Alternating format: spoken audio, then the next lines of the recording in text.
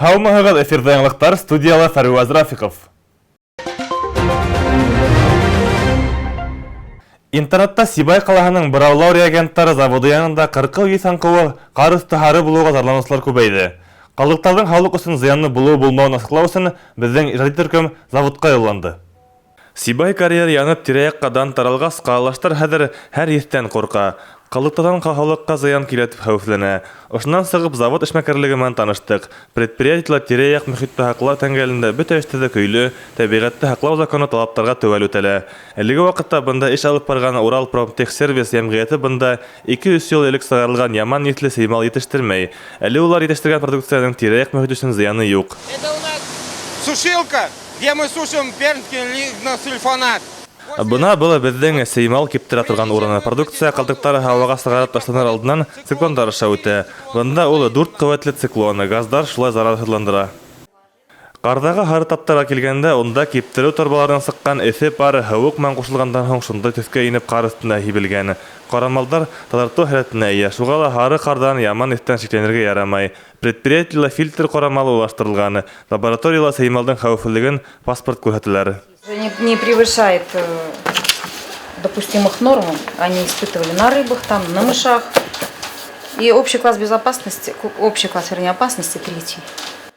Предприятие ҡалдыҡтары кеше сәләмәтлеге өсөн зыянлы түгел. Ул норма талаптарына тура килә. Хәүефһеҙлеге буйынса 3-нче классҡа ҡарай. Был классҡа целлюлоза комбинаты ҡалдыҡтары инә. Тимәк, уның һаулыҡ өсөн бер ҡурҡынысы ла юҡ. Завод эсенән урап сығып, уның мөмкинлектәре менән танышҡандан һуң, уның ҡалдыҡтары кеше сәләмәтлегенә өсөн зыян килтермәүенә инандыҡ. Тимәк, борсолорға урын юҡ. Фәруаз Рафиҡов, Александр Юрин, Руслан Көмөшков, Любовь Карпова, яңылыҡтар өсөн.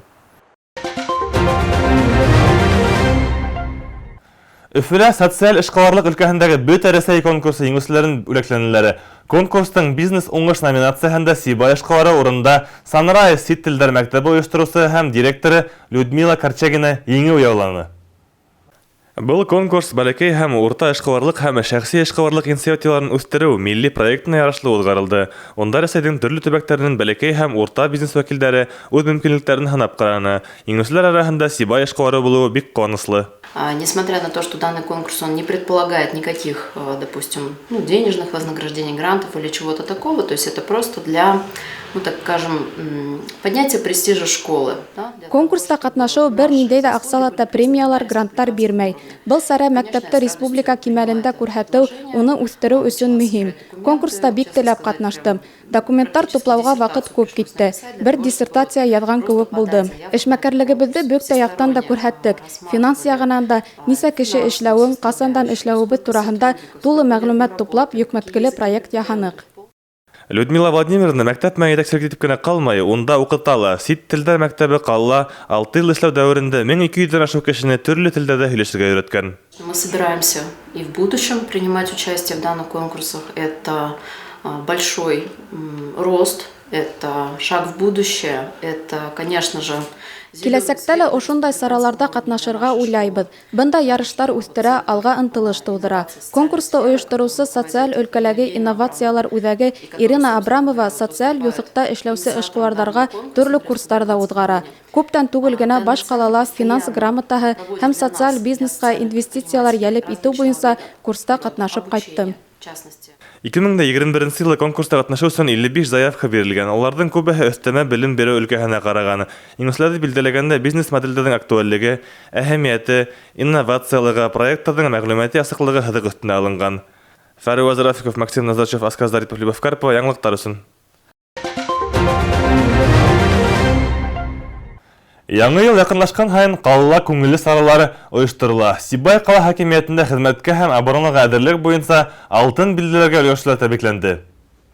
Хеҙмәткә һәм оборонаға әҙерлек талаптарын сәләмәт йәшәү рәүеше алып барған һәр кем яҡшы белә. Был бөтә Рәсәй спорт программаһында ҡатнашып, үҙеңдең спорт йәһәтенән әҙерлегеңде тикшерергә мөмкин. Шулай итеп, 2021 йыл һөҙөмтәләре буйынса ҡалала 20 кеше алтын билдәгә лайыҡ булды. Тәбрикләнеүселәр араһында студенттар һәм уҡытыусылар, әсәйҙәр һәм балалар бар. Бында кешенең йәше йәки социаль хәле түгел, спортта өлгәшкән уңыштары ғына мөһим. Ана үҙем быйыл ГТО-нан сдавать иткәйнем. 8-нче ступня инде бына быйыл сдавайттым. И золотоға тапшырдым инде. Менә бүген шундай куанычлы көн. Безгә вручать иттеләр. Удостоверение мен значокты. Шуга бөтәгез үтергә тырышыгыз гетовынан, сдавать тегез. Һәм да менә безнең 11 класслар бит инде бар укучылар. Уларга әйткем килә инде. Күбрәк сдавайтыннар, курыкмаһыннар һәм уку йортларына ингәндә уларга 10 балга тиклем бал килтерә бит инде. Шуга курыкмагыз 10 класслар, сдавать итегез. Шундай удостоверение һәм значок алаһыгыз инде. Һуңгы йылдарда хөкем һөргән коронавирус пандемияһы сәламәтлектең ни тиклем зур байлык булуын тагы берде лә иҫкәртте. Шуға күрә лә сибайҙар сәламәтлек йәшәү рәүешенә өҫтөнлөк бирә, спорт менән шөғөлләнә, ярыштарҙа ҡатнаша, ГТО талаптарын тик алтын билдәләргә генә тапшырырға тырыша. Дилбәр Султангилдина, Фәрүәз Рафиков, Руслан Кумушкулов, Любовь Карпова, яңлыҡтар өсөн. Был бүгенге көндәге һәм быелгы йылдагы бөтә яңалыктар һеҙҙең өсөн мин Фәрүәз Рафиков эшләнәм. Безнең бөтә сығарыштарҙы Instagram, YouTube һәм бәйләнештә селтәрендә ҡарай алаһығыҙ. Һау булығыҙ. Яңы йыл менән!